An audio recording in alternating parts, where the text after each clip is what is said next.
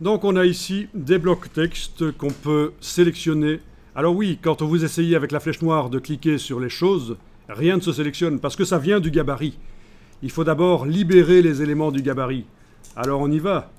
C'est normal, ce qui vient du gabarit n'est pas manipulable directement sur les pages. Vous remarquez ça, que quand vous essayez avec la flèche noire de cliquer sur les éléments, rien ne se sélectionne.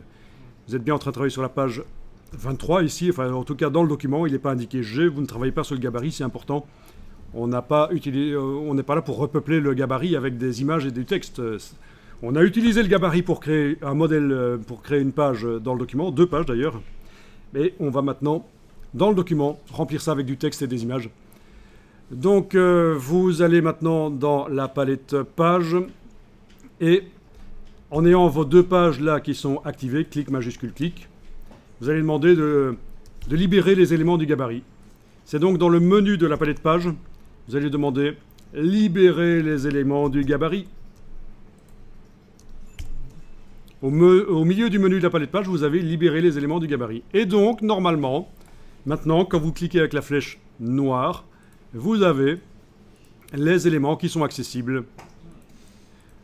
Donc ça, c'est des blocs texte, ceci et ceci, c'est des blocs texte. Est-ce que vous voyez la ligne, quand vous cliquez sur un des blocs texte, vous voyez la ligne qui relie le bloc texte ici avec celui de la page de droite? Vous la voyez, cette ligne épaisse, ou pas? Oui? Bon, si vous ne la voyez pas, il faut aller d'abord dans le bas de la palette des outils. Il faut être en affichage normal pour voir les constructions du document. Ensuite, si vous ne voyez toujours pas cette ligne pendant que vous êtes en train de travailler sur les blocs texte avec la flèche noire, il faut aller dans le menu Affichage, Extra et demander de montrer le chaînage de texte. Il s'agit de 3 blocs texte qui sont chaînés. C'est-à-dire que quand je mets du texte dans le premier bloc, ça coule dans le second, puis ça coule dans le suivant. Donc c'est parfait.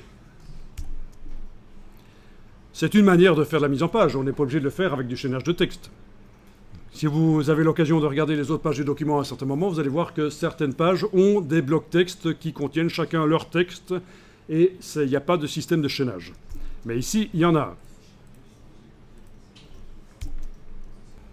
Alors quand on colle du texte dans un bloc comme ça, et ça coule dans le suivant, puis dans le suivant, et si ça n'a pas assez de place, le comportement normal de InDesign, c'est de créer tout seul des pages. Il va créer tout seul des pages, il va ajouter des pages pour que le texte qui n'apparaît pas soit visible. Vous voyez, si je colle du texte là-dedans et qu'il n'y a pas assez de place pour montrer tout le texte, InDesign crée des pages. C'est plutôt ennuyeux, et normalement, dans ce document, ça a été désactivé. Cette fonction de création de page automatique, parce que sinon ça embrouille surtout les débutants. On va aller vérifier que c'est toujours bien désactivé. Alors, on va dans le menu Édition Préférences quand on est sur un PC, mais quand on est sur un Mac, on va dans le menu InDesign, Préférences, et on va jusque la ligne Texte. Donc les préférences qui concernent le texte. Et on vérifie que l'option qui crée automatiquement des pages est bien désactivé, parce que sinon ça va vous embrouiller. Donc c'est ici. C'est redistribution intelligente du texte. Ceci doit être désactivé. C'est le cas? C'était le cas chez vous? Oui. Parfait. Donc évidemment, quand on collera du texte et qu'il n'y a pas assez de place dans les blocs, on va voir apparaître à cet endroit-ci, au bas à droite du bloc, à cet endroit-là, on verra apparaître une petite croix rouge qui indique qu'il y a du texte en excès et qu'il faudra évidemment faire quelque chose, aller le mettre ailleurs, sur une autre page. Il faudra le sélectionner et aller le mettre ailleurs. On va tester ça, on va essayer ça.